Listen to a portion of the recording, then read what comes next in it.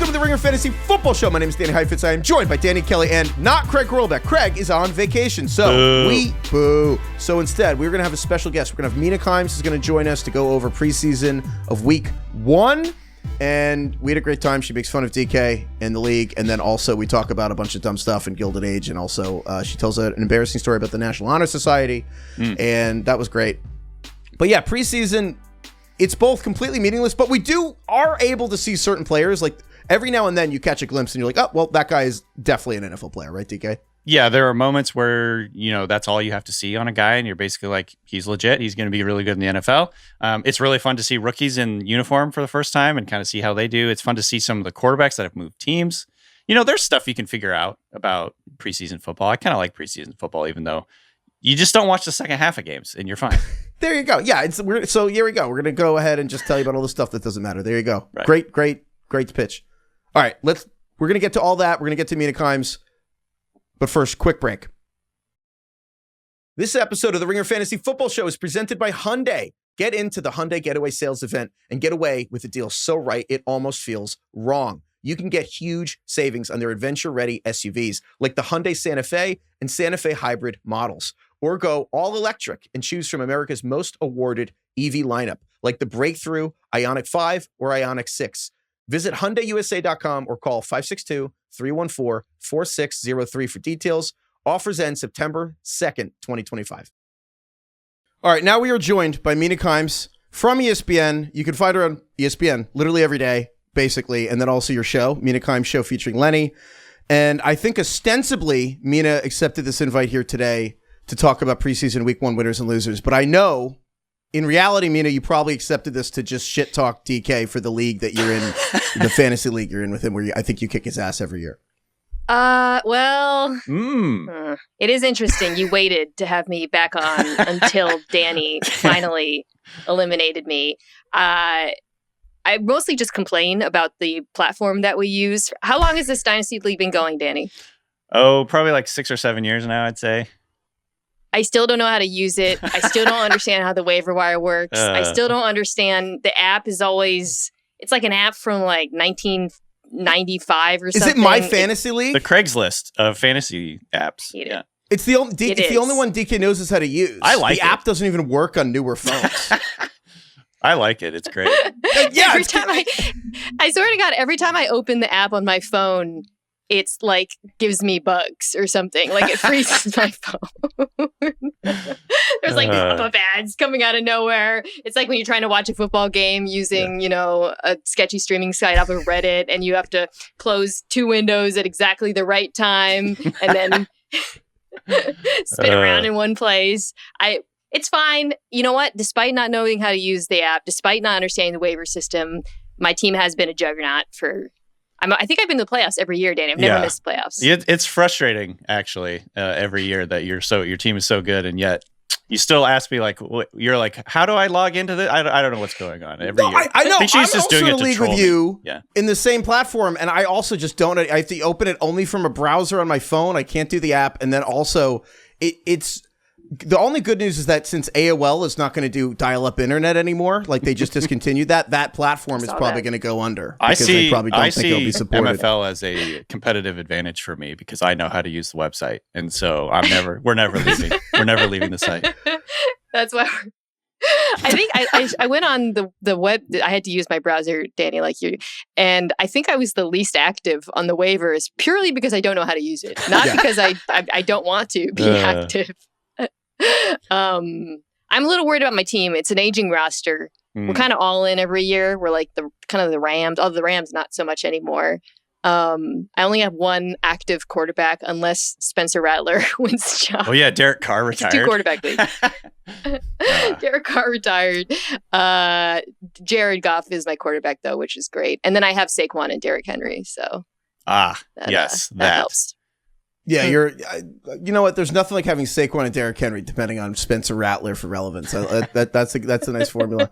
So we're going to get to the preseason week 1 and winners and losers. And honestly, this is just an excuse for us to bring back one of our favorite segments from draft time, but I think it's relevant to preseason too, which is Panda Watch.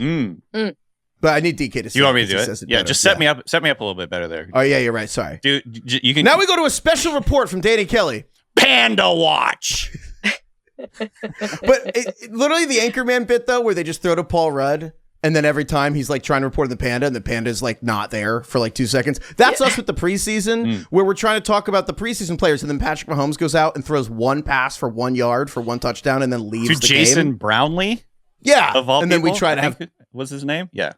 We try to have takeaways from it, but there are also things to learn, but then the pandas also make us look kind of stupid because they're like barely there. They're kind of in and out. The game's kind of over in like 20 minutes. So we're going to go through and glean what we can glean, and we'll try to just ignore everything that we think is not either informative or not funny. But I do want to start with one game in particular, which is the Rams and I have the scores here as if the scores matter, but the Rams won 31-21 over Dallas. I don't even know why. No offense. But Mina, you actually announced this game, which is pretty baller. Hell yeah. I actually want to just start with what is something unexpected about announcing an NFL game that people wouldn't think of?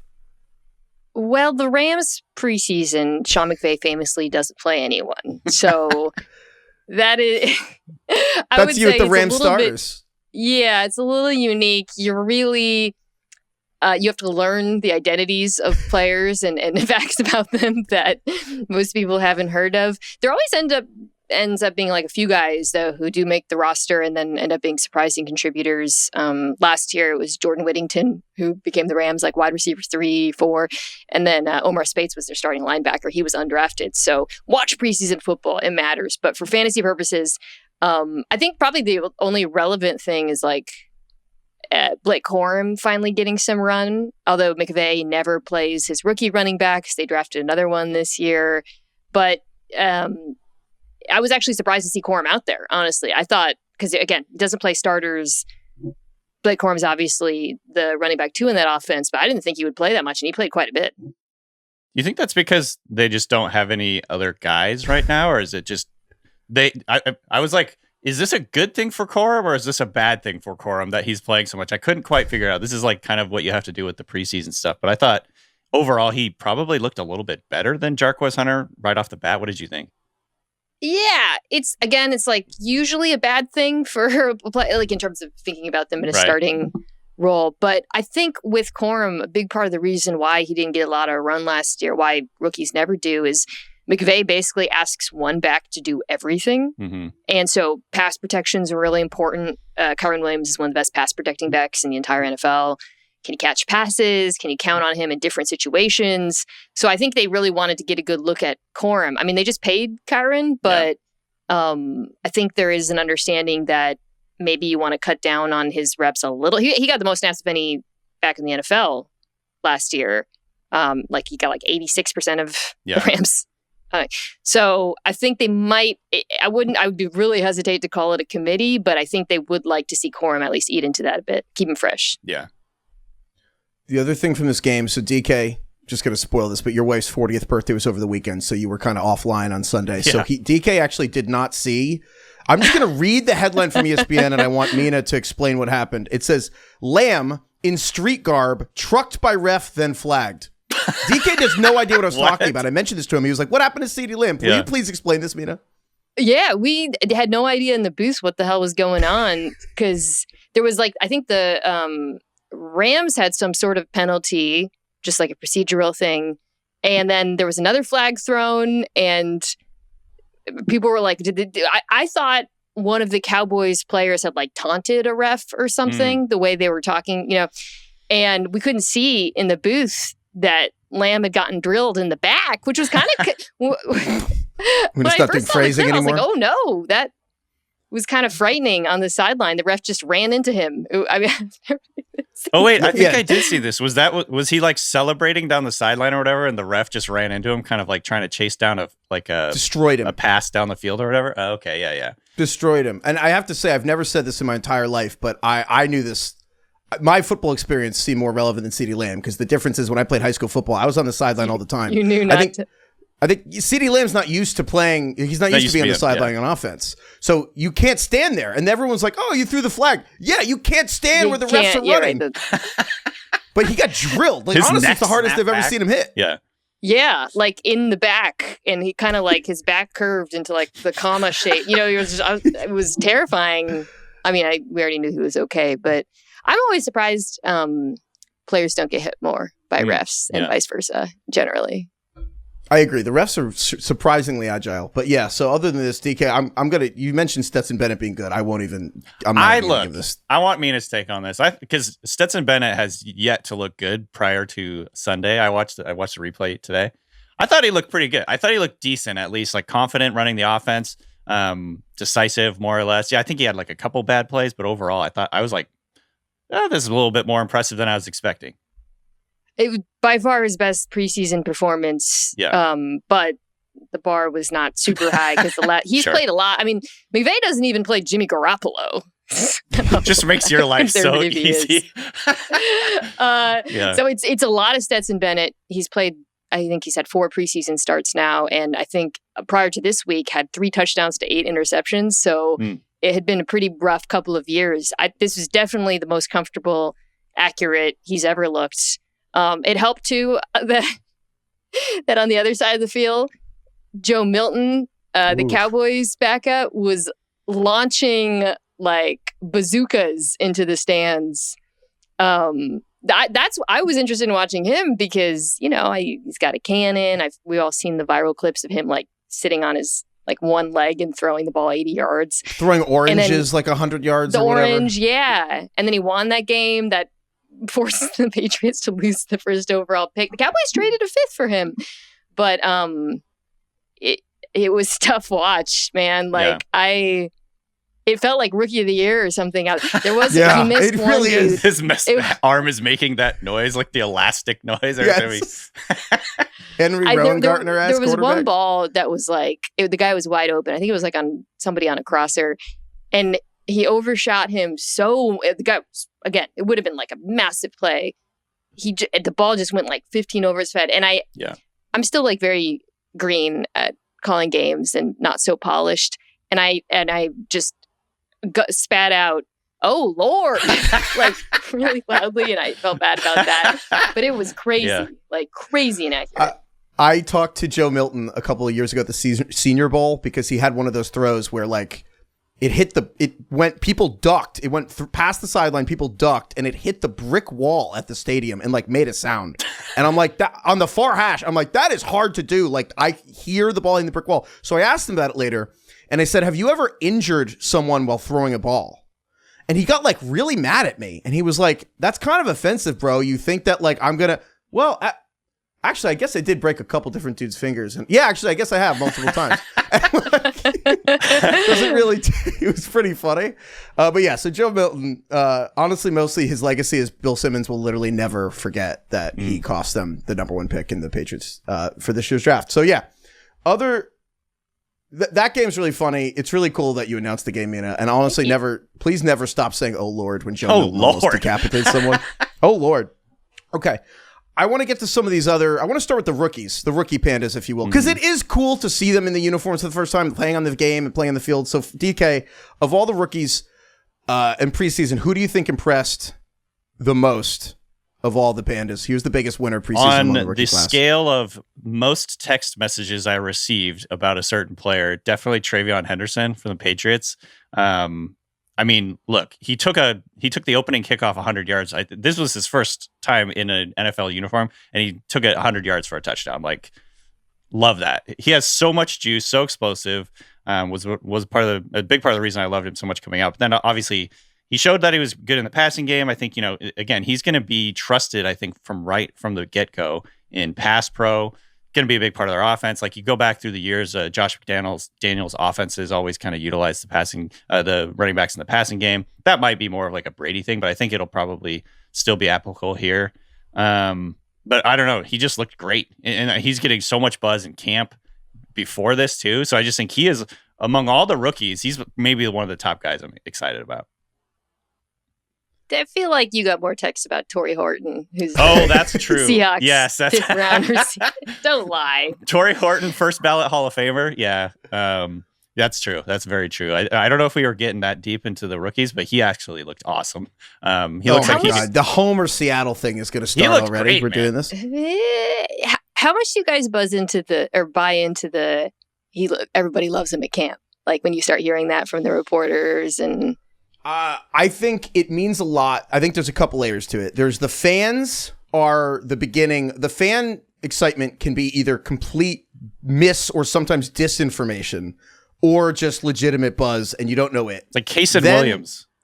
There's always, but then I check in with reporters or people work for the team or whatever, and I see, is it legit? But honestly, the Craig Horlbeck is not here. Craig Horlbeck, the Memorial, I've seen enough award. Yeah. The Trevion Henderson, I've seen enough. I saw 2 drives from the guy, He's and legit. The kickoff was awesome. You see the top end speed, but I gotta say, the acceleration, the next touch he had was an 18-yard run. And then he's catching passes on the sideline and he's dropping his shoulders, he's trucking dudes, staying in bounds, keep moving, the everything you want, the contact balance, the blocking, what you hear about him as a leader. And I'm like, do you want my take purge? This is not a take purge, but an actual intrusive thought I had watching this game.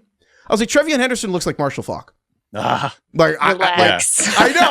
All right, well, I'm a Torrey Horton Hall of Famer. I'm just saying, I'm not saying that's a comp, but it occurred to me while watching him. I'm like, this guy's awesome. And also, I guess we just work for Bill Simmons. Heifetz, this is, again, no one likes to hear about my fantasy teams, but in my experience, last week, I traded Trevion Henderson for Breece Hall.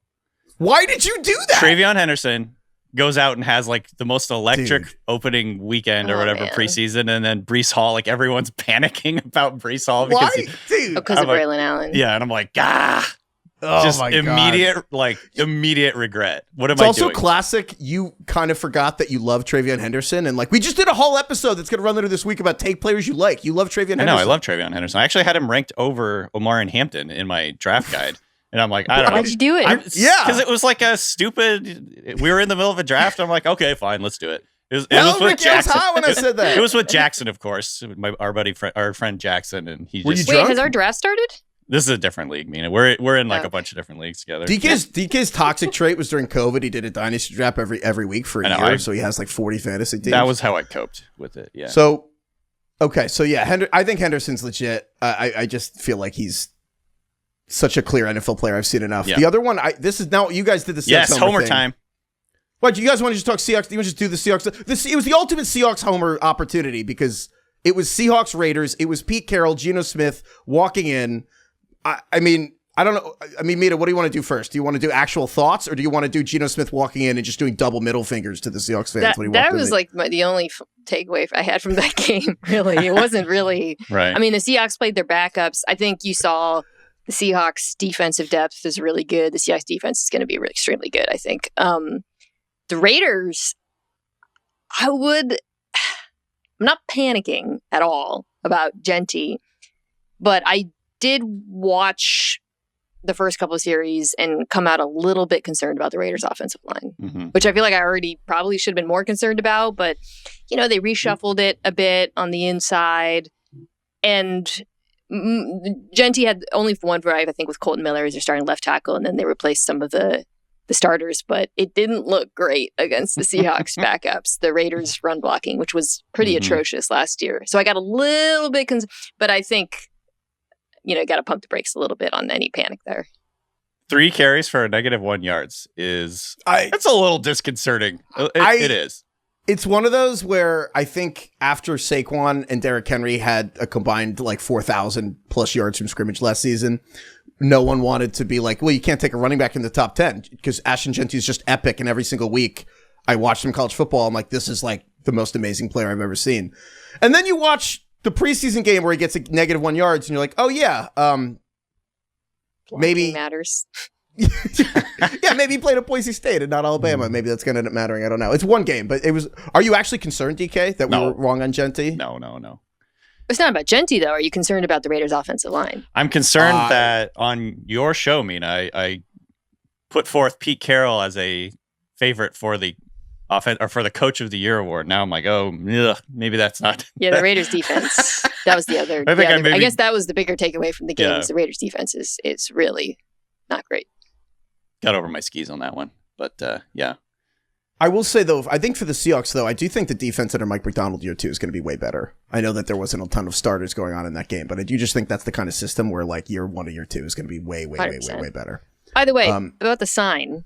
First of all, Gino, obviously on his side here. The sign also made no sense. Did you guys see the actual sign that he was flipping off? It was his head and his middle fingers were blocking some of the words. So what did the sign say? It said like Gino and Jamarcus Russell, who's the bigger bust or something. There's too many words. It's like there's just so many. It's first of all, it's not that catchy. It's not that insulting. Gino also was not a first round draft pick. It was a reclamation project in Seattle. It's not like they gave up anything for him. So like there's no like the logic of the sign didn't follow at all. Yeah. That's kind of, I think people had the real estate that they realized they could have a sign, but they didn't actually put that much thought into making the sign. Like, what's the meanest thing we can say about him? Yeah. Compare him to Jamarcus Russell. I do like that. Have you guys ever done, though? That's so satisfying when you do the both double at bird. once. Yeah. Have you ever double birded like someone you didn't know, like a stranger, not like a friend or something? Oh, I have not. This is a bit of a tangent. Oh, let's do it. We got it. We got to do it. I almost got suspended once for flipping the double bird. But the reason why is the most embarrassing story ever, which is I was manning the table for the National Honor Society in high school. And some kid was like more like the Nerd Society, who I didn't know. And I went, oh, look, the Nerd Society. And the teacher saw me do it.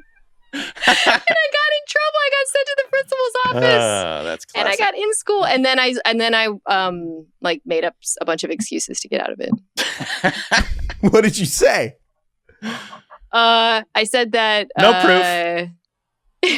Yeah, I don't want to do the crime now as the statute of limitations passed. I think I said that whoever said it had said like a profanity to me, which is crazy that I don't know. I mean, I was such a nerd that they were like, let's just give her. They're like manning the National Honor Society table, but we don't want this on our record. Oh my God! And then he pulled out a sign that said like Mina Kimes, Jamarcus Russell, biggest. Who's the bigger bust? Yeah. All right. Well, if you guys got to do your Torrey Horton thing at the beginning of the show, I'm just going to do my just total homerism right now for the Giants. So Jackson Dart, the quarterback the Giants traded up to for the 25th pick to take Dart out of Ole Miss. And then we'll get to Dart first. And so Brian Dable, coach of the Giants, is trying to save his job by developing Jackson Dart the way he developed Josh Allen in Buffalo. So it's fitting that Dart comes out and plays versus Buffalo. And I thought Dart was good. I don't think he was great. I don't think he was bad. It was up and down. 12 of 19 passes he completed for 150 yards and a touchdown. The first drive was totally unremarkable. It's like a three and out basically, and he comes off the field and Dable's like, that was a bad pass, and just yelling at him. It was funny. I know. I love when you catch the coaches yelling at their players. I love it. And then Dart comes back in. He throws a touchdown like it was a good throw. It was deep. And I got so mad at the Bills broadcast because they were like in a 10-minute segment trying to sell Bills season tickets to the stadium that's under construction. This is why I love preseason football. This happens to us too. When you asked about doing a preseason broadcast, you do have to fit in a lot of local stuff. And sometimes it is while exciting things are happening for the other team on the field.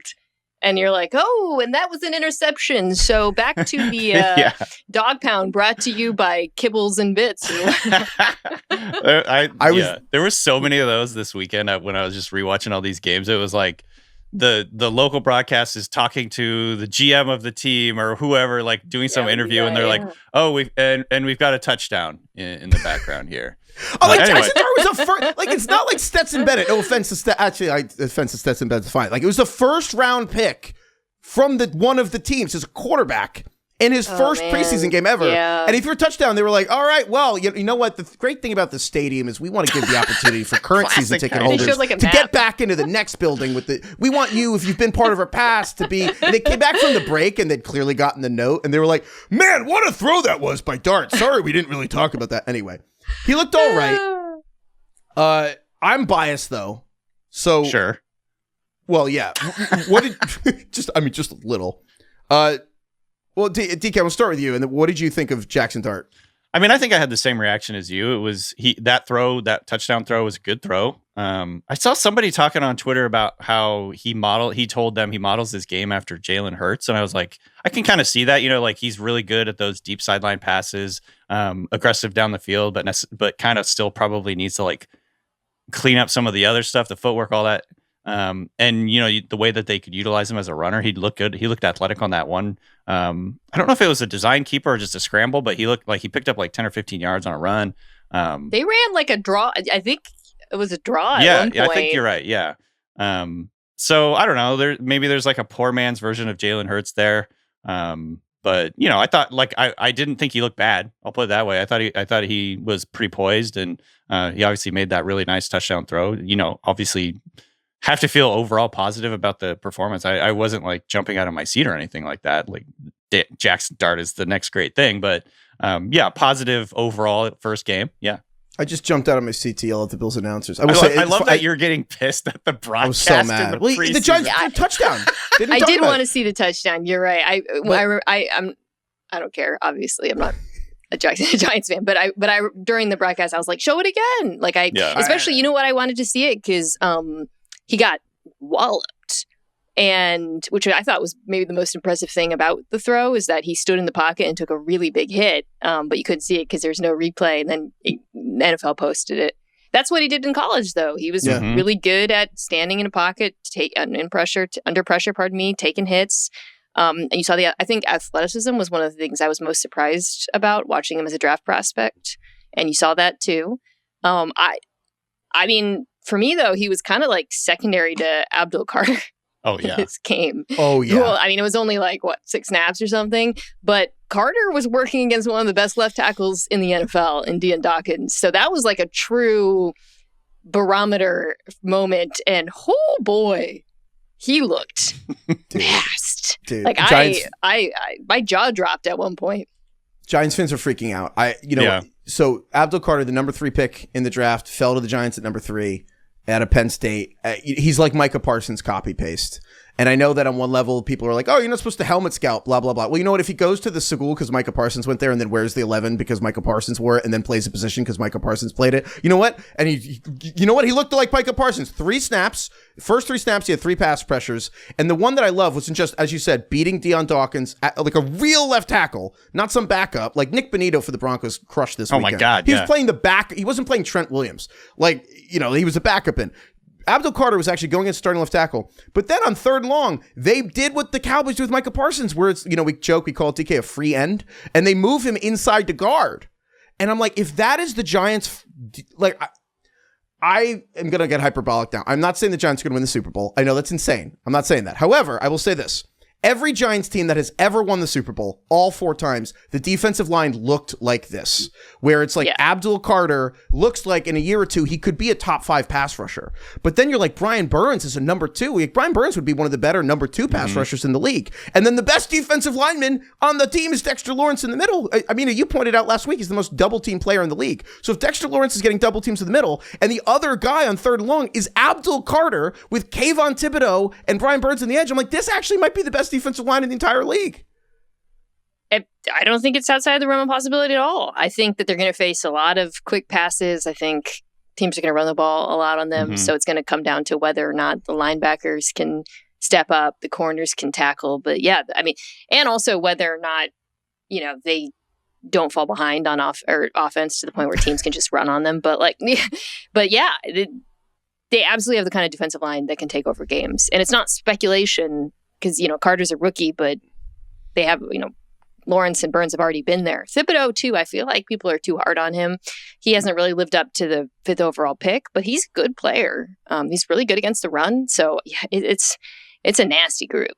It's also all we have. I know, like the Giants, like no one else is good. We're the worst cornerback. They're up there with the worst cornerbacks in the NFL. And then also Russell Wilson went 6 or 7. I'm like, didn't even try to throw over the middle of the field. So it's everything else will be ugly, but we're hanging our hat on the defense. Heifetz, did you, after watching the quarterback, after watching Dart play, where do you land on how many games Russell Wilson's going to start this year? Did you adjust that number? Less than I thought. Less than you thought? Like 5, 6. Okay. Jameis Winston's just like there for fun, right? He's like Jameis Winston's there because I think they were worried they wouldn't get a second quarterback and they couldn't pretend. Like the Jets just having Fields and like, yeah, we'll play him all year is so confident. The Giants, without having a plan B, they would have gotten fired. And so Jameis was plan B and now he's plan C. Well, he's plan B on my fantasy team because I also have James Winston along with Spencer Rattler. Have you looked at the schedule and like picked the soft spot where you would like Jackson Dart? Just because it's hard on the Giants schedule, it doesn't get easy for a really long time. Originally, my take was I wanted Jackson Dart to just not play this year because it's not going to happen. He's going to play. I know. But the Giants have the hardest. You very easily could argue the hardest schedule in the league. I mean, it's Commanders, Cowboys, Chiefs, Chargers, Saints, but then you come around and like the Eagles are 4 days later, so you can't play them till week 6 because Thursday night Eagles would be like insane. But then you have Broncos. Watch them do that. Dude, I will lose my mind if Dart plays in 3 days rest versus the Eagles. Yeah. But guess what? Then they play the Broncos, best defense in the NFL, maybe. Guess what? Then they play the Eagles again. God. Then it's the Niners. So that's the problem with this whole scenario. Russell Wilson's the sacrificial lamb for like that. Yeah, we'll feed him to the wolves. Yeah. Oh my God. But anyway, I hope Dart doesn't suck. That would suck. On Tuesday, August 26th, it's FanDuel Futures Day, a new holiday for football fans. It's 24 hours of deals on all your football season predictions. So take a flyer on the MVP race.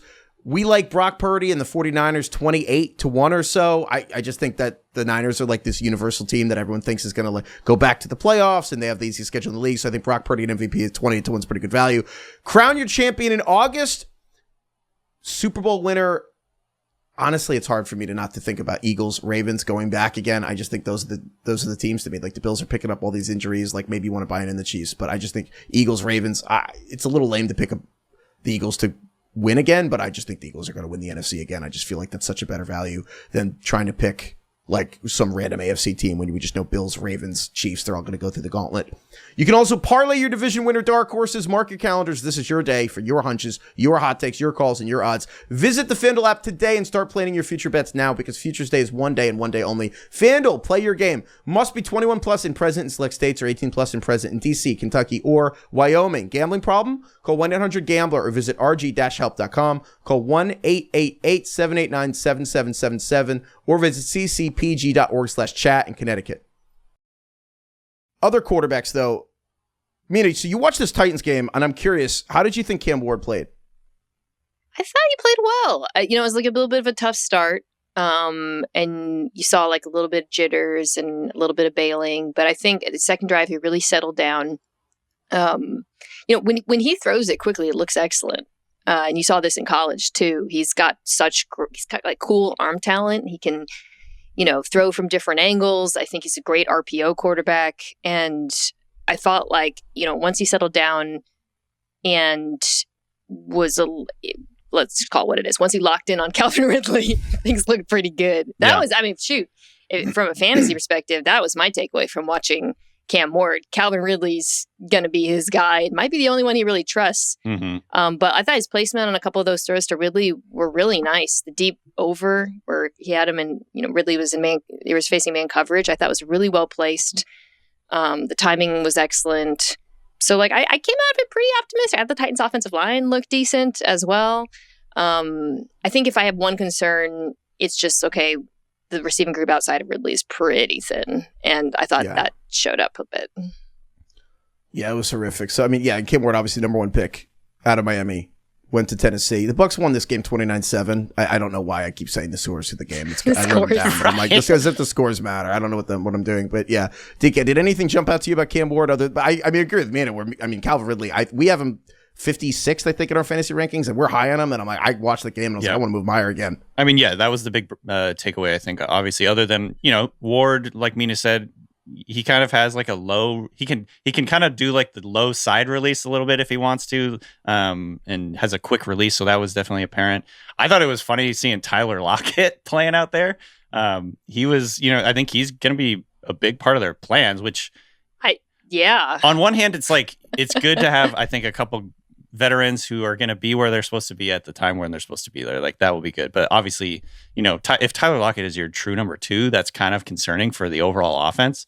And Tajay Spears got hurt in this game, so that's going to, hurt the depth of their running back spots. High ankle sprain for Tajay Spears, which again, if you've had a low ankle sprain, it's nothing like that. A high ankle sprain is bad. And we need a new name for a high ankle sprain. This is the thing. We think the two injuries that don't sound anything like what they are is like pulled a hamstring is actually tore your leg muscle. Mm-hmm. And it just sounds whimsical when you say pull the hamstring. And then high ankle sprain also just sounds like an ankle sprain. I've had an ankle sprain, and it's like, no, it's so Walk it not off. like that. Yeah. Yeah. So I think Tony Pollard's a player we have to move up the Titans running back because I think Tajay Spears high ankle sprain. He already has like the knee issues. You know, he has like a tough knee situation already from the when he was in college. So, and the other thing with this game, Rashad White for the Bucs pulled a groin, and it's not probably as serious, but overall just Dude, Heifetz. Is that not as bad? Pulling a groin versus well, it's weird because pull sounds fine, but groin sounds worse. For every man, it's like, ooh, I don't know. That's tough. Yeah. Mina made a good point too. Like the offensive line for the Titans, going back to the Titans real quick, is such a big wild card for this team this year. If that offensive line can kind of gel and like turn into a dominant unit, I think all bets are off. Bill Callahan, the reverse Nepo. Yeah, the reverse the Nepo father, baby. hired by the son. You love to see it. It's just, how can you be a reverse? Well, I guess, yeah, right. It's not classic reverse Yeah. Nepo because the dad got the son into the business, but it's nice to see the Nepo babies pulling it back. You know, it's like if Chet Hanks got Tom Hanks hired on a movie, like that'd be kind of crazy, you know? Chet. Like that'd be wild. It's kind of what we got here in Tennessee. You watched The Gilded Age, Danny? Yes, I'm actually, so I got to catch up. I haven't watched the last nights. Me neither. But so perfect. We're on the same page. Would you say that Meryl Streep's daughter is one of the worst Nepo actresses? She plays Marion. Or is just the character that's annoying? I can't describe I don't know whether the character is supposed to be like weak, but yeah, the daughter. When I learned she was Meryl Streep's, I watched the entire first season before I realized she was Meryl Streep's daughter. So I think I'm like, and I was like, oh, that kind of makes sense now in retrospect because it's a little flat. I will say I'm so fed up with this whole thing where she's going to end this engagement without even talking to the guy because he went to this place and didn't do anything. Like he went to a place of ill repute, DK. He didn't even do anything there. It was for a bachelor party and she just ends the engagement with a letter in the mail. And I'm like, come on. This is crazy. She will never call it a whorehouse too. She always calls it a house of ill repute. House of ill repute. Unsuitable place. Yeah. An unsuitable place. Have you been watching A Summer I Turned Pretty? I watched, it is true, speaking of bad actors, truly one of the worst shows. I watched the first 2 seasons. I cannot believe I watched that show. It's so bad. Every episode's my Super Bowl. Jackson Dart is like Jeremiah meets Anakin Skywalker. No. A Summer I Turned Pretty is incredible. I can't not finish it. DK is just, this is what happens with DK when Craig and I start talking about SpongeBob. He just like tunes out. Danny, it's about a high school girl having to choose between 2 brothers who are both. One of them, the one with the pretty eyes, is like one of the worst actors. The Summer I Turned Pretty is a perfect example of a show that when you're watching it, you're like, I'm loving this. There's a vibe to this. And then you like describe the base facts of it to someone else. And you're like, this is like a psychological sexual thriller horror movie. It's horrific. I've never heard you talk about this. It's like the only other, she's a guy, and the only other person she's ever been with is his older brother that she is still in love with. That old chestnut. Which is fucked up. Spoilers. Didn't know that. Oh, fuck. Sorry. We'll bleep that. Okay. Mina, now the show's ruined forever. But yeah, we can, yeah. Back to football. Heifetz. Yeah, back to football. Sorry. Heifetz, I gotta shout this guy out. You alluded to it. Sean Tucker looked incredible. Oh, we're still on Bucks. Okay. Yeah.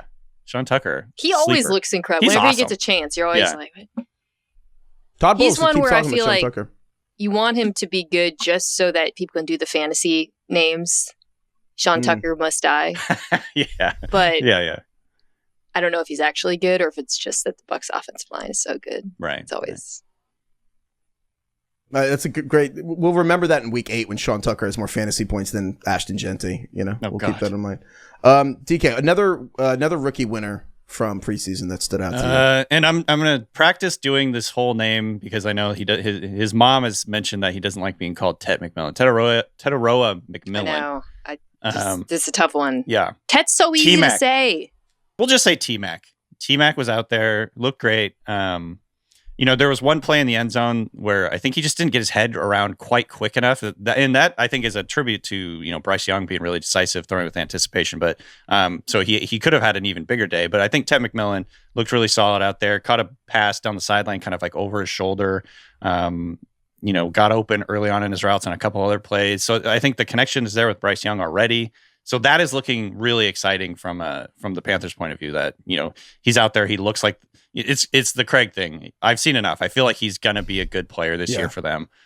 Even if there's gonna be some rookie lumps here and there. And I thought Bryce Young actually looked pretty good. This is one of those games where he was bailing from the pockets here and there and stuff, but like that's kind of his game. You know what I mean? Like that's what you have to expect from a guy like him. And that's why we liked him coming out of college. But he looked really comfortable. He looked confident, and overall, and Mina Craig on a recent pod, and I is this going to go up before this one? So maybe I'm spoiling it, but Craig is kind of like interested in the Panthers this year from a fantasy point of view. Oh yeah. So we were the episode. Yeah. So we banked an episode. So that's going to come out later. So that's a tease for spoiler. Later. Sorry about Craig that. likes the Panthers. Yeah. So you're Panther curious or Panther? Yeah. Okay. Sex Panther. I don't know. I just think this is a team that people are kind of overlooking on offense in particular, that people are overlooking. But from a fantasy point of view, with a bad defense and some upgraded weaponry and Bryce Young playing well, like this could be kind of a good fantasy option here. Yeah. Mina, we were kind of trying to find a bad team that checks the boxes of still in your mind vibes. You won't accept that they're good. But if you actually look at the situation, the offensive line is just better than most bad teams. That the interior of it is probably better for run blocking with Chuba Hubbard. Chuba Hubbard's an underrated guy that you don't want to admit is good. Bryce Young, people don't really want to admit the stink came off toward the end, but he was playing well. And like McMillan, I think is legit number one, but people wanted to question him for 1,000 reasons. And you look and you're like, that's still a team that you associate with like Browns and Jags and stuff. But you look and you're like, well, Chuba Hubbard and McMillan are just going to be good. Like they're just going to be good fantasy players. And I will say, watching this game, Bryce Young, he had the I think the second touchdown, he was kind of scrambling. He extended the play, and I know it's preseason, but no, he redirected. It wasn't McMillan, and it was Coker, I think. Yeah, Coker. Yeah, they have so many guys with good names Cokeheads for fantasy. Oh my god, Coker. The Ted Offensive. Oh, geez. What is the Berman? The Cuban Missile Crisis. That was poof. That's like Berman's best work. And when he said that, the Cuban Missile Crisis. Sat up a little straighter. They have Jimmy Horn Jr., so you could be horny for him or something. Nice. Man, endless. I kind of want to know what's your favorite name you've ever had in fantasy, Mina? Me? I don't usually do the pun names based on my players. Every episode of your show is a pun name. I was going to say. Fantasy football team is not puns. No, I had one on Geno. I had Geno's Paradox, which is an extremely obscure literary reference. Nerd. You learned that in the National Honor Society?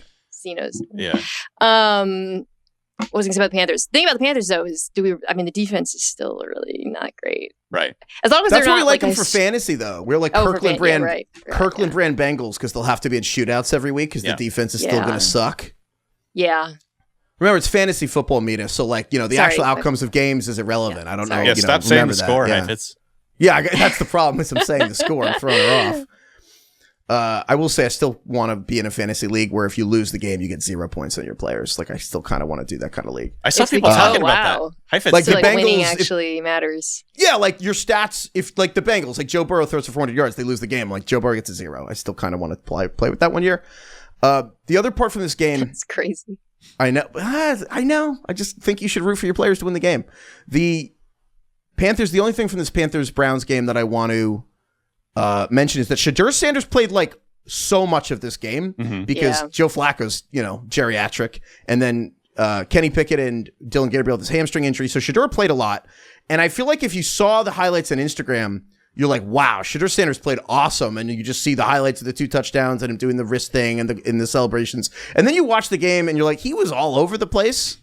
And the throws were there were guys running open in stride and they're high. And then these guys running open in stride and they're low. And then he's still doing the scrambles he thinks he's in Madden where you can just, he's running backwards literally 25 yards backward. And I'm like, you are not Kyler Murray drafted to play outfield in Major League Baseball. That's not you. So there are a lot of habits there that I was shocked by, but he also did play he also had moments where okay, I think you could play games this season. So really high variance play-to-play player was kind of my takeaway in Shedeur. I think he could run an offense and also have crazy stuff. Yeah, Mina, what did you think? What was your takeaway? So I'm just thinking about your social people just cutting Danny saying there were habits I was shocked by and making one of those quote cards of it. And then just blasting that out to the internet. Danny Heifetz trashes Shedeur Sanders. I know. I'm very glad Thinking Heifetz was about- the first one to say that, because my impression, I mean, I want to hear your take too, but Yeah. That's, sorry. if you look ahead. at, there's like Nike did like a personalized ad for this game. Oh my god, Like, that's so Yeah. cringe. if you like see, that's so cringe. if you see that, because I didn't watch the game live, and I did the same thing you did, Heifetz, where I was like, oh, he must have just absolutely balled the fuck out. Like, I can't wait to see what happened. And then you watch the game, and you're like, oh, okay, like he made some nice throws. So I said this in one of our group chats. Danny and I are in multiple group chats together. I feel like Shedeur Sanders is having the same effect on the sport that like Caitlin Clark on like basketball, not as a player, but in terms of like bringing in a lot of people who don't normally watch the sport. So have just like insane takes, both good and bad, about like positive and negative. Like it feels like no one's ever watched preseason football before seeing this. Like I even like the thing about he had like a confrontation afterwards with Tony Grossi. Yeah. And that turned into a whole thing. And it's like, it's not a big deal. It actually happens all the time.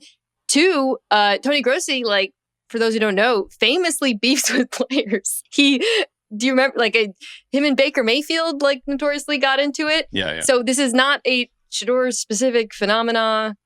Him walking in, he was with his teammates. It's like everything, you see all these, like, reactions and overreactions, and it feels like people's first preseason or something. Yeah. It's So almost just like this is why every single team that didn't have a grade on him as a starter literally wouldn't take him as a backup quarterback who would be super famous. And then the Browns owner had to come down from the mountaintop and be like, yeah, we're going to take this guy. I mean, a lot of this stuff is not his fault too, right? Like the stuff with, it's just he's sort of like become like a culture war flashpoint in the same way that, that's beyond his control. As far as the actual play, I will say I actually thought it was a little better than I expected, to be honest. Playing with backups against backups, and we just talked about the Panthers defense being awful. Imagine how bad their backups are, right?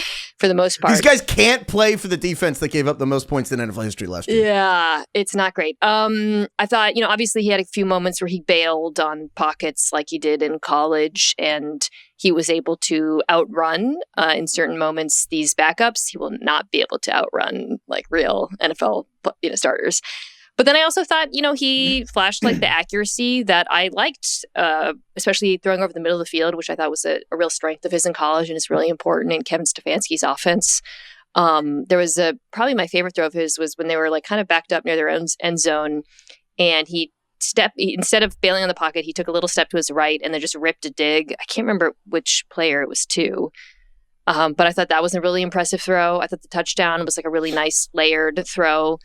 So, he is definitely, I think, has NFL caliber ability. Whether that's starter ability, I think is still an open question. I have a problem. I struggle with like how to even think about Shedeur Sanders anymore, because like we spent the entire draft process thinking he was like a first rounder, maybe like a late first rounder or whatever. And that's kind of like the lens that we were looking at him through. It's like, he's probably worth a first round pick, but maybe not like a top 10 pick, blah, blah, blah. And then he just absolutely plummets in the draft. And now I'm like, do I look at him as a 4-string 5th rounder, or do I look at him as the guy that before the draft I was thinking of as like a fringe first rounder? It's like I've completely lost perspective. It's hard to kind of figure out how to even evaluate him now. And obviously, like, the only reason he's starting this game is because everyone else is hurt. Yeah. Like, it's just he's it's like not a normal confusing quarterback situation. Yeah, he's right. Like just if he was confusing in. one. Like he's competing to be the backup to Joe Flacco. That's how I look at it. Mm-hmm. And then the question is whether anyone who's competing to be the backup to Joe Flacco will eventually leap him, which is entirely possible. I mean, if I'm a Browns fan, I have zero interest in watching Joe Flacco play football. I just don't care. Also, Mina, you mentioned it. It's like, what are we doing? Some of the players that he's throwing to, I'm looking at just like the GSIS stat, like the box score. I'm like S. Canella, B. Sevilla, Bates, L. Floria, K. Davis had 2 times. Who is Floria? K. That was the one. I was like, Floria. He had like a really nice one-handed catch. That's right. That was a great play too. Yeah. I mean, it was a great catch. And then he immediately went to the injured reserve today because he like tore his hamstring or something. But But yeah, I mean, it's the classic preseason thing where I don't know what to make of this. I have no idea how to like evaluate this because there's so many different weird variables with it. But I mean, overall, it feels like every preseason people just lose. They're like Men in Black memory wiped. Yeah. Of all of the quarterbacks lighting up preseasons past. Right. I mean, yeah, the Eagles fans just losing their minds over Tanner McKee. Tanner McKee, man. Just losing their minds. Yo, I listened to Shields' podcast. Not Brizzy, but the name it has a punny name. The Eagles one he does. The Philly Special? Philly Special. No, it's not a funny name. And they legit had, I'm calling him out, like a 20-minute discussion where they said they would not accept a second rounder for Tanner McKee. Get the fuck out. Love this. Like flat out. And in their defense, the Eagles are in I think a unique situation because they're such an obvious Super Bowl contender, backup quarterback maybe matters more, right? Than if it was if it was a bad team, it would be a no-brainer. Right, but it might, like if Hurts misses a few games, they actually seeding matters. So I will defend him on that ground. But it was really something. Well, the Eagles game was also funny because just watching all these preseason games, you see like the Chargers, you see like Trey Lance throwing to Keandre Lambert-Smith, and you're like, oh wow, like this is kind of interesting. Yeah. And then the Bengals trot out Joe Burrow and Jamar Chase. Yeah. And it was like that Cat Williams joke where he's like a Chrysler 300 looks like a Phantom until a Phantom rolls up. Yeah. And like watching Joe Burrow and Jamar Chase and T. Higgins play an entire quarter was so sobering over the rest of the weekend of football. You know what? Again, it's a bit of a tangent, but I want to say like 10 years ago or so I was an adult woman. I got invited to play laser tag. By who? It was a friend whose kids were like in their like 10, 11, 12 range. Okay. And so we went to this laser tag spot. I think this was like in New Jersey or something. And it was all kids. And I just can't, I'm just really competitive and I can't like turn that off. And I just honestly started. First, first a while I was just camping and sniping kids just from like a tower. Picking them off. And then I was just like, this is even too like. I just felt. So then I just started walking around and just like mowing them down. Terminator. At the end, so I was like feeling myself. And at the end, when they put up the stats, and it was like, MIN by a mile. The look of disgust that every other parent gave. You're just Billy Madison playing dodgeball. Now you're all in big trouble. Wait, Mina, do you know that Jim Harbaugh did the same? Do you know that Jim Harbaugh did the exact same thing at his bachelor party? He went to play laser tag, and it was all of his friends, like adults playing bachelor. And I think it was like later in life, like I think it was late 30s or early 40s or something. And there was one 11-year-old that got stuck with Jim Harbaugh and his friends. And Jim Harbaugh got 100% of his points stalking this 11-year-old kid that got stuck. Hitting him over and over. Literally just following the kid around the entire time. Yeah. I gotta admire the strategy on that, actually. It's unbelievable. Heifetz, so you're so right about just the dramatic contrast of watching all these other games. Again, crazy. Literally, I'm like having to pull up rosters and be like, who the fuck is this guy? And then you go out there and it's just Jamar Chase absolutely smoking the Eagles corner whose name I'm blanking on. But he was like Georgia. Keely Ringo. He's going to start. Yeah. Ringo and, or as Solek says, Ringo. Because he thought, Mina, did you know that, oh my God, you're recording with Solek this week. He thought Ringo Starr was Ringo Starr. Well, he couldn't name the Beatles. Reno, like the city of Nevada? No, like he just Ring, but he couldn't name the Beatles. Solek didn't know any members of the Beatles. So we had him guess. And then even when we sent it to him in writing, he was like, Ringo Starr, who's that? So oh my God. I think of that every time I see Keely Ringo. And then they also have the Giants. That actually is quietly a little concerning for the Eagles, the CB2 situation. Right? The Eagles and the Bills, I think, are the Super Bowl contenders where the cornerback situations are tough. Obviously, the Eagles are so big, but the Bills are also a team like that where you got Trey White. Christian Benford's great, but then after that, Taron Johnson got banged up like immediately in this Giants-Bills game, and then he's always kind of had some injury thing going on every year. And then Tre'Davious White, the cornerback they drafted this year really high, Maxwell Hairston out of Kentucky, is already hurt. So then Tre'Davious White, who had the Klay Thompson ACL into the Achilles, is now like your healthy starter. And so that's going to happen all season. It's like the Bills just feel like that, like the Packers a few years ago that lost to that Brady team. It's like that team that just doesn't have a starting cornerback and just getting targeted in the playoffs. And like, I'm a little worried about the Bills for that. Like the watching Taron Johnson, health. by the way, get hurt in that game, I arrived at a take, which is if you're a coach and you have a player who you know can't like turn down the dial at all, don't play him in the preseason.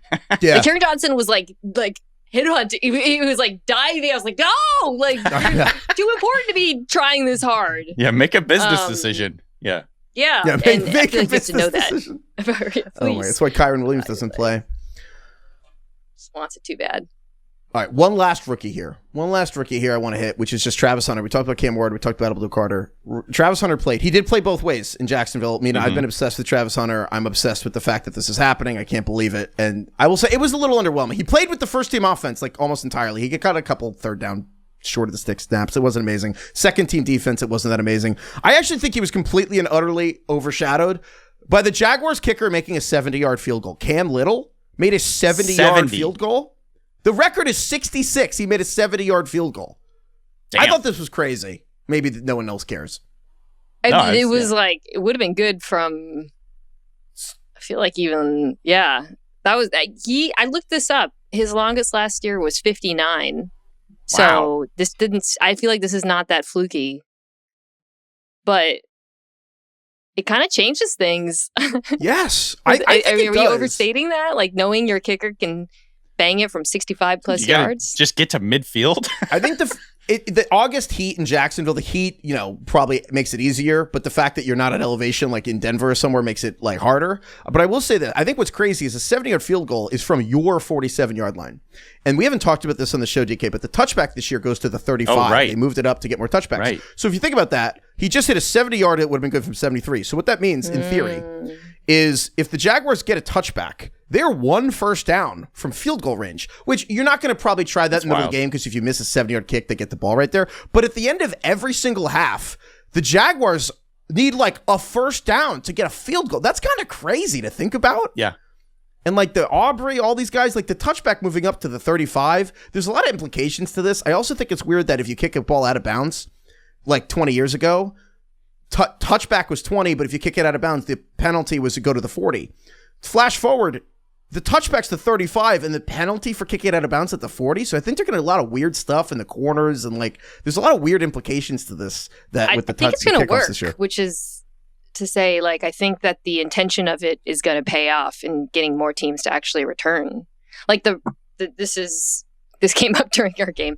McVay is inherently a pretty conservative coach, right? And a lot like game management wise and whatnot. And he just had his kicker send it for the touchback as much as possible last year. I think the Rams only allowed 13 kickoff returns, which was like the second lowest in the NFL. I noticed in this preseason game, the kickers were trying to, and the punter, they were trying to place it more. Mm-hmm. And I think that's going to be something you're going to see more teams do because 35, like you said, is just don't want to give up that much. The average, I think, I saw that the average went up, but I think it's going to go up even more. The average return. I think it's going to be, I think they will succeed in bringing, like, it just will be, I think you're going to see more interesting stuff. I think last year, so to speak, teams kind of punted on trying the kickoff, and this year I think teams are going to try. So we're going to get to a few more things, but first we're going to take a quick break. All right, Mina, before we get out of here, I really wanted to ask you about Anthony Richardson. I know that this was a few days ago at this point, but the Anthony Richardson sack heard around the world that led to a pinky injury where he's already back to practice, but it was kind of like just guy got hurt and everyone's like, it's his fault. But it wasn't great that Anthony Richardson just couldn't identify a free rusher in his face. You could tell all the film guys had like so much pent up film breakdown energy because at the second that happened, like every single guy dropped like a 15-minute breakdown of Anthony Richardson not recognizing he was hot. Basically, we really need this money, I think we all kind of have a good feel for. No, I'm just kidding. They are great. It's kind of the worst possible outcome, I feel like, for Colts fans, because I think, they're probably 90% out on him, maybe 80%, because there was some good buzz around him this summer. But you want to either have him win the job or play badly to the point where you can move that 80% to 100. And this is like a horrible intermediate zone where he was hurt almost immediately. You didn't get a feel for whether or not his accuracy has improved, which is, I think, what you want to see. And then Daniel Jones comes in, and again, he just looks like Daniel Jones. He was fine. He looked, I went back and watched all of his reps. He looked capable of executing Shane Steichen's offense, there were a lot of RPOs, not really him pushing the ball downfield too much. But you also saw like some of the limitations in terms of accuracy and a few misses. And it just kind of feels like they're going to be stuck in that liminal zone now for the foreseeable future. I have been screaming from the rooftops this season that I think Anthony Richardson's the best fantasy football buy low of all time, because he's just like he's undrafted in fantasy drafts. And I watched that and I was like, yeah, he probably sucks. He won't play. It's just, whoops. The thing about Anthony Richardson that's just so ironic and funny and just kind of explains how random injuries can be in the NFL is like, do you remember at the Combine a couple of years ago, it was like, don't let Bryce Young stand next to Anthony Richardson, or was it the same? Did they come out the same year? Am I remembering this? No, correctly? they went to they did, yeah. And I love that your memory is just so fractured. I don't know, but yes, man. They all blend together Bryce, at this point. CJ, Anthony. Was that year. It was like we kept joking that Bryce Young's people had definitely been like, you can never at any point stand next to Anthony Richardson. To him because Mina's the one who started this whole thing. I know, you took a photo with him, and you took a photo, and everyone's like, "Oh my God, Mina's taller than Bryce Young." Yeah. First of all, in the photo, he's taller than me, and Barely. I'm wearing 4-inch heels. And barely. I maintain that this it's fake news controversy stems from people's radical misperception of how tall I am, because everybody thinks I'm short because I spend my TV time next to a 6'6" Gumby quarterback and Marcus Spears. Dude, Orlovsky. In fact, Mina, Orlovsky is so tall. He is Bro, he's so tall. But he plays the same position as Bryce Young. So tall. But he plays the same spot as Bryce Young. So if he sat in your chair, he would theoretically look similarly sized. Yeah, but Orlovsky's unusually tall for a quarterback. Right? He's 6'5" or 6'6" or something. I saw him at the Combine, and I was shocked at how tall he was. I did not expect that whatsoever. Yeah. It's like all about perspective. So people think I'm small. So then they thought through the transitive property, he's small, when in fact I'm not small, especially when I'm wearing heels. But you got to be, this is like, like on dating profiles, how you got to choose the friends. Yeah. Like people have to be strategic about who else is in the photos with them. Yes. Bryce Young has, like, these quarterbacks, especially if you're short, they got to get better advice about who... He should have turned me down for the photo. Right. He should have. It's true. Yeah. That's all fair. But anyway, real quick, just to get back to point, you should have just said no. No, but this is a point though in the belt. But your larger point about we were like, oh, Richardson is going to be indestructible and Bryce Young's going to be injury prone. I think to your point, the Belichick book that just came out is not revelatory. He obviously is not out here just spilling secrets. I don't even know if he wrote it or Jordan Hudson wrote it. However, one of the things he says is a big misnomer, and this one, there's like 6 insights in there about football, and I thought one of them was, he's like, a total misnomer is larger people are better, more durable, and he's like, larger people are often the most injury-prone people. Gravity. Because one, like... Bigger strike zone? Well, yeah, big strike zone, get hit a lot, like Gronk, but also, larger bodies are more fragile. Like, this is intrinsic in the NBA, where the tallest players always have, like, knee injuries or foot, and, like, we're never surprised. But in football, we're like, yeah, the largest people getting hit the most are very frequently getting hit, whereas shorter guys know they can't take hits and are going down. So that actually is, I think, a misnomer. But, like, Josh Allen never gets hurt. He's gigantic. He's an alien. Yeah. I also, on the other hand, though, like, when you see someone grab hold of Bryce Young and just throw him out the club, that is striking, too. I think there's a middle ground, for sure. It always does worry me, though, when you hear about guys gaining weight to get, like, to be more durable during the season. I'm like, it's just harder on your joints. Flexibility is the most important thing, probably. Somebody gained, Marvin Harrison Jr. Right. They were talking about, I mean, I've seen photos where he got jacked. I think this is a huge red flag that you're a receiver working on your biceps. Yeah. I'm like worried about that. It's like we were out on Will Levis because he was ripped, and we're like, why are you ripped? He's too vascular. You see what peak male performance looks like with Mahomes? It's like Mahomes is a beer gut. Yeah. Why are you ripped?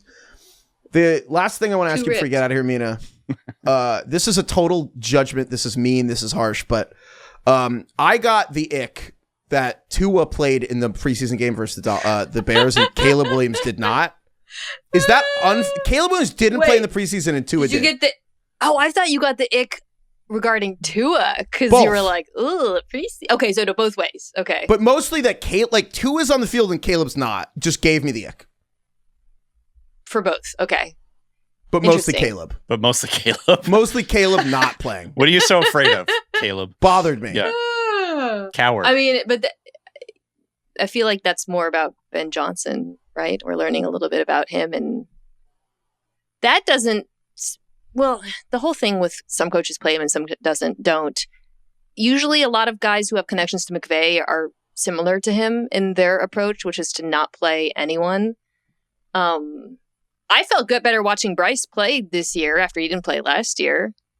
So I think it's fair. It's like, well, yeah, what are you hiding? I know. Right? DK, do you feel that way? Like, Caleb was just not playing. And I'm like, I don't know. Look, the fact he didn't play didn't worry me. It's just the practice reports of dysfunction and inability to kind of like get plays off. They're messing up motions. He's still learning how to take a snap from under center. That stuff like actually legitimately worries me.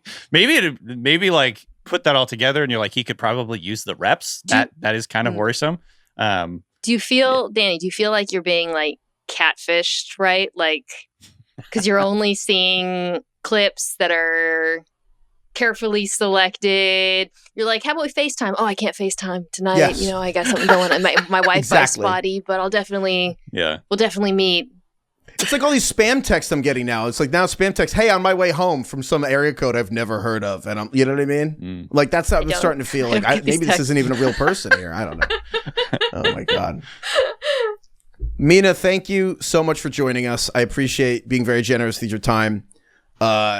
If you have an extra second, if you want to rant about Bluetooth as a concept, you can. But if not, if you'd like to get out of here and hightail it. Yeah, I was late. Well, I guess we didn't talk about that, but we had to start later, was because my wired headphones broke and I couldn't find wired headphones in New York City. I had to go to like 3 separate drugstores and they were trying to sell me Bluetooth ones.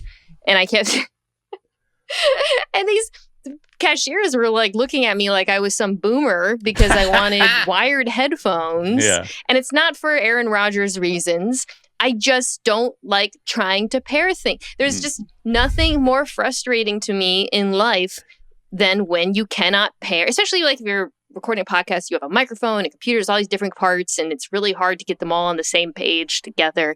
But it's really simple if you just plug in a pair of headphones and you're not counting on some weird technology to maybe work like 30% of the time. I've had my car for 6 years, and I swear to God, every time I get in, it looks at my phone like they've never met. You? Like, hey, yeah, right. Like, excuse me? Hello? Danny Kelly. No, I'm not new here. Danny Kelly is beaming right now. This is Danny Kelly's strongest take. Literally, of all those takes he has about anything, literally it's number one is this. Is DK just hates Bluetooth and doesn't understand absolutely why we like Bluetooth. The most validating thing I've ever heard, Mina. Thank you. I have the exact same experience with Bluetooth. It's just randomly connecting to other fucking Bluetooth things in your house. Like you drive up to your house and like suddenly my phone is connected to the car or whatever. Like it's just so annoying. I hate that shit. Just ask me if you want me to join a new Bluetooth. Like, you know, like I'm downstairs listening to my speaker and all of a sudden it turns off and I'm like, where did it go? I don't know where it was. Bluetooth is like magic. And I just, this is like Wi-Fi on airplane. Like this is magic. I couldn't explain to you if I had 1,000 years how it works. And it works and and it works for my things. And Bluetooth. I don't know. I don't know. That's amazing. Okay. So I'm always losing those little earbuds, leaving them in Ubers and such. Don't ask me how it happens. Mina, thank you very much. Is there anything you want to plug or just want to make fun of DK's League again? Yeah, you guys, if you're listening to this, check out Mina Kimes show featuring Lenny. DK was just on, talk about football all year long. Solex, your guys' old friend. No, I said I'm sure. I know he's your friend. Comes on a lot. I would like to come back on if I beat Danny, but I don't want to come back on if I don't. If you beat Danny, or we can either finish Gilded Age, or if you turn back on the Summer I Turn Pretty. One of those. I'm going to turn it. I'm going to check it out, especially now that it's already been spoiled for me. Oh, yeah. Sorry. My bad. You took the bullet. We bleeped it for the show, so now people know it's interesting, but there we go. Great. Mina, thank you very much. All right. Thank you to Mina for coming on. DK, any other preseason things you wanted? Is there anything else in your mind? The only thing we didn't hit with her was just the Chargers. Rashawn Slater, the left tackle's out for the season. That was the only thing. I mean, just freaking brutal, because there's been stats floating around about how much better their offense is when he's in there. It's kind of like a Trent Williams deal, where when he's out, the offense really struggles. When he's in, it's really dominant. So yeah, it's terrible, man. The Chargers are just absolutely cursed. Yeah. So I feel terrible for that whole team. It's kind of a bummer, and I think lowers my expectations for fantasy, generally speaking, for pretty much everyone on that team right now. Yeah. No, I think it has to, including a Marion Hampton, who we're getting excited about. And it's tough because, number of reasons. It's weird because for the team, it's bad. For him, it's great because, not great, but Slater, he had just signed that big contract. It was like 2 years, $56 million guaranteed, and then up to 4 years for $144 million for Rashawn Slater. Or sorry, $114 million. So he signed it, and then like a week later, tears his patellar tendon, out for the season. It's like a painful injury. I mean, that's why guys hold in. That's why you look at James Cook, who's not going to practice till he gets paid. Like, at all these guys, and you're like, it is a business. Like, that's why you sign it. Because guess what? If he had done this, Chargers aren't giving him $56 million guaranteed if he had signed this deal. Yeah. So that is why guys, they seem like, oh, not team first attitude. It's like, well, you do have to do that sometimes. So that's why you do it. It sucks for him. And so they're going to move Joe Alt, who is obviously the very highly touted prospect out of Notre Dame, who was a left tackle. He was at right tackle, and I was going to snap, go back to left tackle. But it's just the old Chargers O-line's like a little bit of a question. They wanted to move Zion Johnson, left guard, to center, and Bradley Bozeman, the center, might have played guard. Now they already moved that back, but it's like they're not really no one's really in the right position. Joe Alt has been practicing at right tackle, and now he's going to be left, and Zion Johnson was learning to play center, and now he's back to guard, and Bradley Bozeman was going to stop playing center, and now he's back there. It's like Mekhi Becton, the new player at right guard, is now the only guy who's been there. So that's not usually how like great teams start a season, frankly. I mean, when I see like Joe Alt is still there and able to move to left tackle, I'm like, that's amazing plan. It's an amazing backup plan to have, but you the best one in the league by far. Right. But at the same time, you hear about how you don't want one injury to compound because you move everybody. And so like, you know what I mean? Like you just said it, they're basically moving everybody on the line to kind of like adapt to this issue. Luckily, it's early enough in the preseason where they're still going to be able to get some reps and kind of like practice and everything. But I mean, honestly, on offensive line, continuity is so important. And if you're moving everybody, then you go from one guy being out to basically all five guys sort of trying to learn a new spot and adapt to that spot. It can compound and snowball. So I don't know. Obviously, maybe they'll figure it out and it won't be that huge of a deal. It won't be a season-altering type of injury, but it doesn't sound good. It doesn't feel good for the Chargers, and I think Herbert's good enough to overcome it, but it definitely lowers their ceiling. And the only other thing related to this, the Eagles, Landon Dickerson, their excellent guard, is also hurt. He was carted off of the practice at the stadium, and it's money. We still don't really know what the diagnosis is. He could be out for a week or the season. We don't currently know, but obviously that matters with the Eagles' offensive lines, like their whole thing. And they already moved Tyler Steen to right guard to replace Mekhi Becton, who left. So as long as the Eagles have their tackles, they're pretty great. But the Landon Dickerson injury does matter when the tush push is such a big part of their identity. But they acquired Kenyon Green from the Texans. Maybe he would step in. We'll see. But we don't know how bad that one is.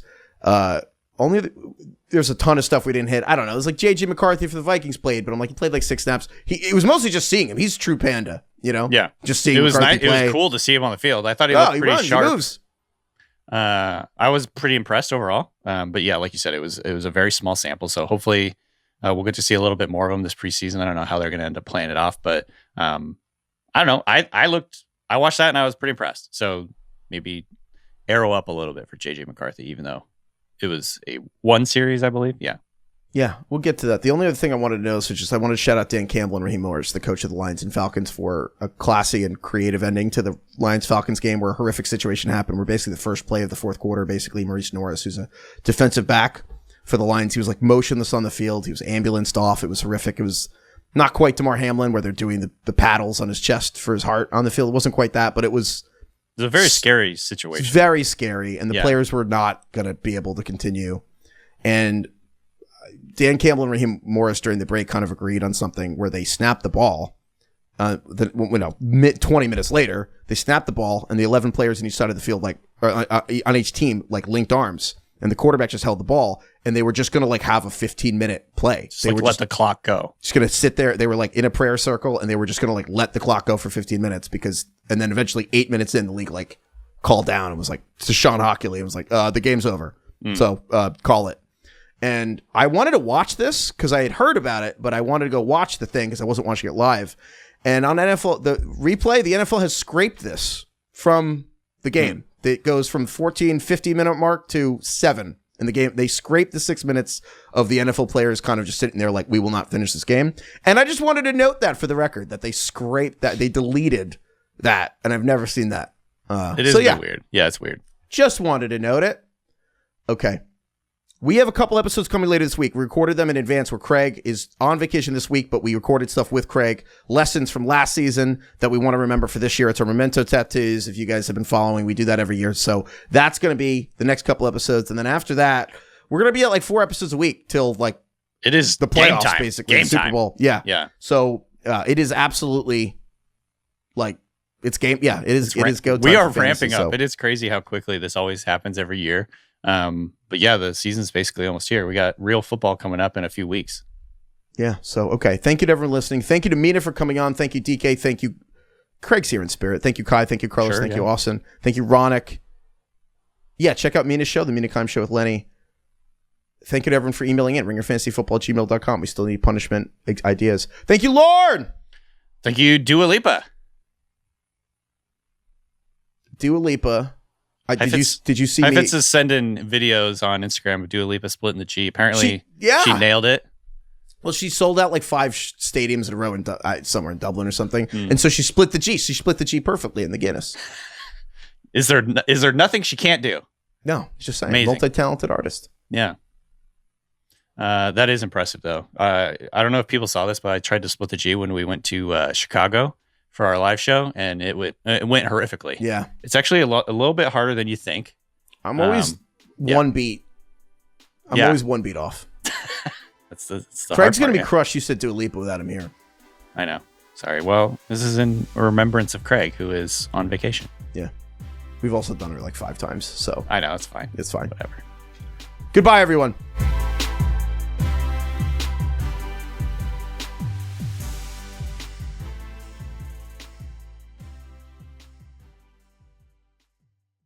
Must be 21 plus and present in select states. For Kansas, in affiliation with Kansas Star Casino, or 18 plus and present in D.C., Kentucky, or Wyoming. Gambling problem? Call 1-800-GAMBLER or visit rg-help.com. Call 1-888-789-7777 or visit ccpg.org/chat in Connecticut or visit mdgamblinghelp.org in Maryland. Hope is here. Visit gamblinghelplinema.org or call 800-327-5050 for 24/7 support in Massachusetts or call 1-877-8-HOPE-NY or text HOPE-NY in New York.